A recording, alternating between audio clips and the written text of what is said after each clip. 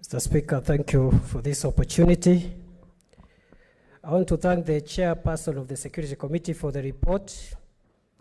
Mr. Speaker, however, that report is extremely underwhelming. It actually makes a big joke of this House and the institution of Parliament.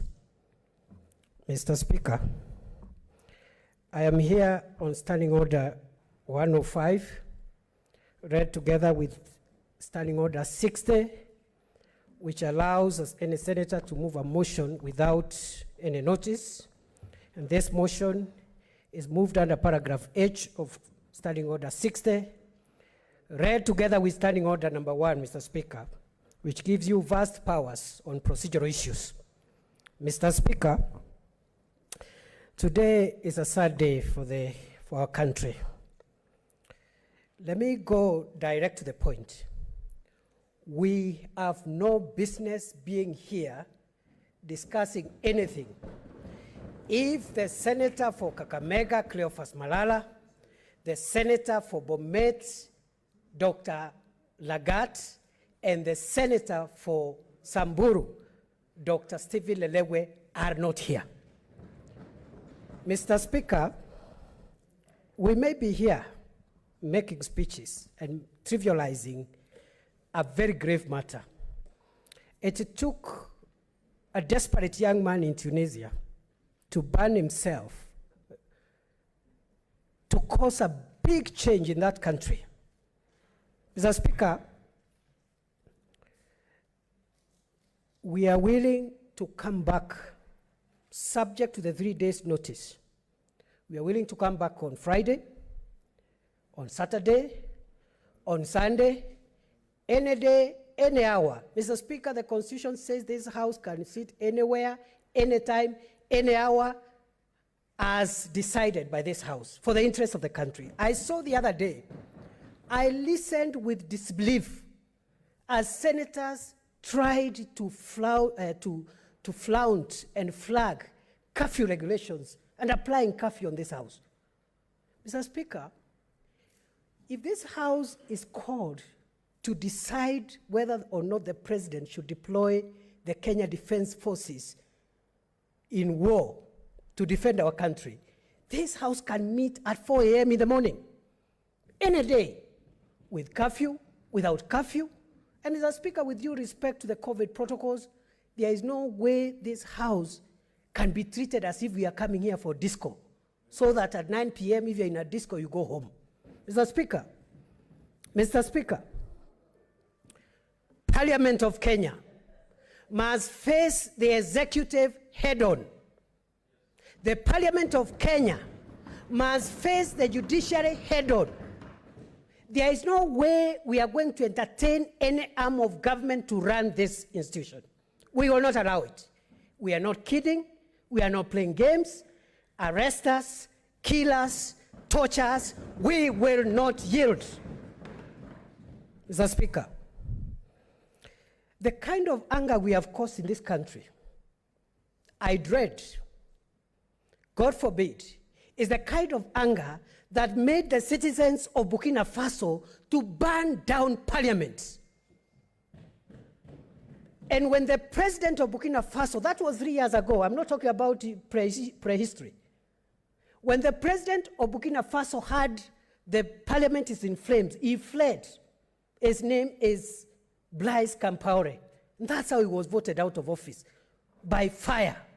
Mr. Speaker, by fire, by force. Bring the senator of Kakamega, bring the senator of Samburu, and bring the senator of Bomet. Mr. Speaker, I move that this House adjourn until when our 3 colleagues will be here. Mr. Speaker, I don't want to belabor the point.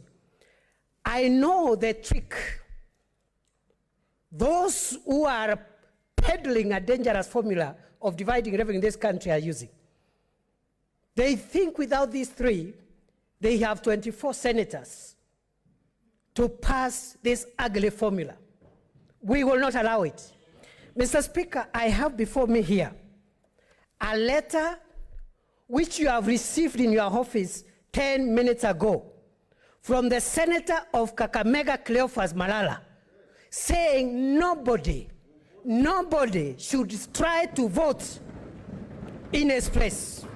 And I'm going to table it. It's received in your office.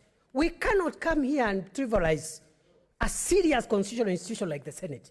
We cannot. And Mr. Speaker, today, history is before you. Today, destiny is staring at you. As the Speaker, who will deliver this Senate from the bondage of malevolent and capricious men. I want to end, Mr. Speaker.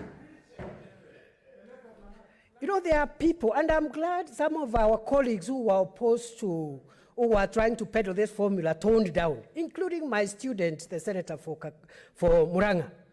He has toned down. Mr. Speaker, there are people who have not given up, and they are trivializing this matter. And they think they are very big. We are being treated to things like system and deep state and deep what. Mr. Speaker, history is replete with strong generals and powerful kings and monarchs who have been brought down by the power of the people. And Mr. Speaker, today I want to remind them of a man called Belshazzar, a man who God favored to be king in the book of Daniel.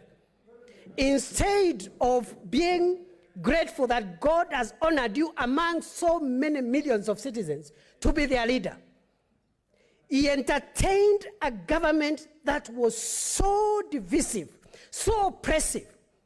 And he did a big party and called all the important men whose fathers and mothers were important people at that time. And the Bible says he made a feast. And he entertained them in that feast, and even went on to commit sacrilege by using the utensils that had been taken from the temple to commit and drink the drink of fornication using the vessels taken from the temple. Mr. Speaker, as they were enjoying, as they were making merry, as the deep state was celebrating, as the system was celebrating, suddenly, and I say suddenly, there is going to be a war in this country. There is going to be a writing on the wall. Mene, Tekel, and Parisi. We will not sit here to discuss anything until Senator Malala, Senator Lelegwe, and Senator Lagat are here. Mr. Speaker, I beg to move. I request Senator Mutula Kilonzo Jr.